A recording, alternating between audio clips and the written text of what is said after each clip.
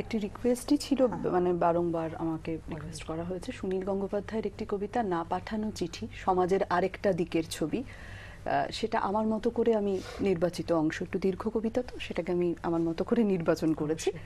তোমাদের সাথে সাথে আমি যদিও সবাইকে একসাথে ধন্যবাদ দিলাম, একটু বিশেষ ধন্যবাদ দিচ্ছি রানাদা, প্রসেনজিৎকে তোমাদের অসাধারণ সহযোগিতার জন্য। আর বন্ধুরা তো সঙ্গে ছিলেন, আছেন, থাকবেন একইভাবে, এই আশা নিয়ে আমরা দিন শুরু করলাম। আবার দেখা হবে আগামীকাল। মা, তুমি কেমন আছো? আমার পোষা বেড়াল খুঞ্চু, সে কেমন আছে? সে রাত্রিরে কার পাশে শোয়? দুপুরে যেন আলী সাহেবদের বাগানে না যায়। মা, ঝিঙে মাচায় ফুল এসেছে। মা, তোমাদের ঘরের চালে নতুন খড় দিয়েছো? এবারে বৃষ্টি হয়েছে খুব। তরফদার বাবুদের পুকুরটা কি ভেসে গেছে? কালো ভুলুরা মাছ পেয়েছে কিছু?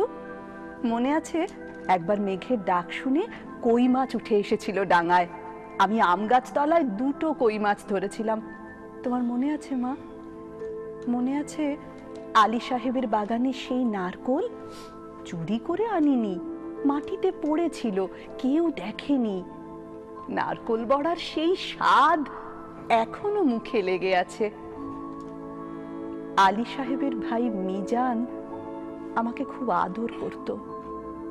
বাবা একদিন দেখতে পেয়ে চেলা কাঠ দিয়ে পিটিয়েছিল আমাকে। আমার পিঠে এখনো সেই দাগ আছে। সেই দাগটায় হাত বুলিয়ে বাবার কথা মনে পড়ে। বাবার জন্য আমার খুব কষ্ট হয়। আমি ভালো আছি, খুব ভালো আছি। হ্যাঁ, ভালো কথা, দাদা কোনো কাজ পেয়েছে? নকুরবাবু যে বলেছিল বহরমপুরে নিয়ে যাবে, দাদাকে বলো ওর ওপর আমি রাগ করিনি। রাগ পুষে রাখলে মানুষের বড় কষ্ট। আমার শরীরে আর এক ফোঁটাও রাগ নেই, আমি আর একটু কাঁদি না মা। মা, আমি রোজ দোকানের খাবার খাই, হোটেল থেকে দুবেলা আমার খাবার এনে দেয়। মাংস মুখে দিই, তুলির কথা, কালু ভুলুর কথা মনে পড়ে। হোটেলে কিন্তু কখনো শাক রান্না হয় না, পুকুর পাড় থেকে তুলে আনতাম আমি আর তুলি সেই কলমি শাক। কি ভালো, কি ভালো। বিনা পয়সায় কোনোদিন আর কলমি শাক খাওয়া আমার ভাগ্যে জুটবে না। এই ভাদ্র মাসে তাল পাকে, ঢিপ ঢিপ করে তাল পড়ে। বাড়ির তাল গাছ দুটো আছে তো। কালু তালের বড়া বড় ভালোবাসে, ওকে একদিন বানিয়ে দিও। তেলের খুব দাম জানি, তবু একদিন দিও। আমাকে বিক্রি করে দিয়ে ৬,০০০ টাকা পেয়েছিলে, তা দিয়ে একটা গরু কেনা হয়েছে তো। সেই গরুটা ভালো দুধ দেয়। আমার মতো মেয়ের চেয়ে গরুও অনেক ভালো। গরুর দুধ বিক্রি করে সংসারের সুসার হয়, গরুর বাছুর হয়, তাতেও কত আনন্দ। বাড়িতে কন্যা সন্তান থাকলে কত জ্বালা। দুবেলা ভাত দাও রে, শাড়ি দাও রে, বিয়ের জোগাড় করো রে, হাবুল মিজান শ্রীধরদের থাবা থেকে মেয়েকে বাঁচাও রে। আমি কি বুঝি না? সব বুঝি, সব বুঝি। আমাকে কেন বিক্রি করে দিলে তাও তো বুঝি। সেই জন্যই তো আমার কোনো ক্ষোভ নেই। মা, আমি কিছু টাকা জমিয়েছি, সোনার দুল গড়িয়েছি। একদিন কি হলো জানো? দিনের বেলা ঘুরঘুরটি অন্ধকার, আকাশে খুব মেঘ জমেছিল। মনটা হঠাৎ কেমন কেমন করে উঠলো। দুপুরবেলা বেরিয়ে চুপি চুপি ট্রেনে চেপে বসলাম। স্টেশনে নেমে দেখি একটা মাত্র সাইকেল রিক্সা। খুব ইচ্ছে হলো একবার বাড়িটা দেখে আসি।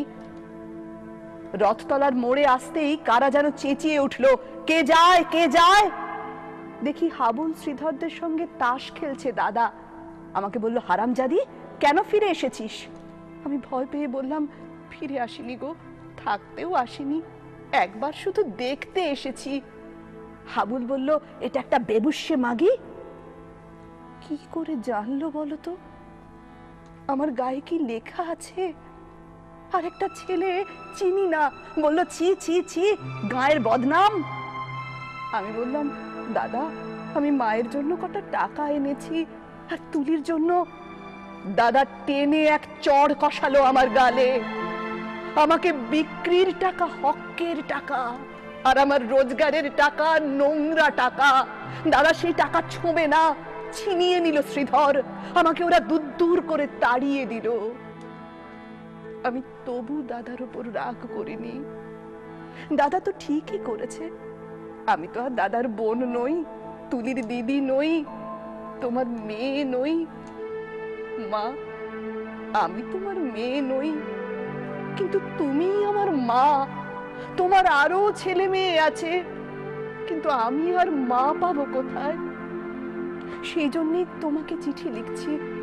মা, তোমার কাছে একটা খুব অনুরোধ আছে। তুমি বাবাকে বুঝিয়ে বলো,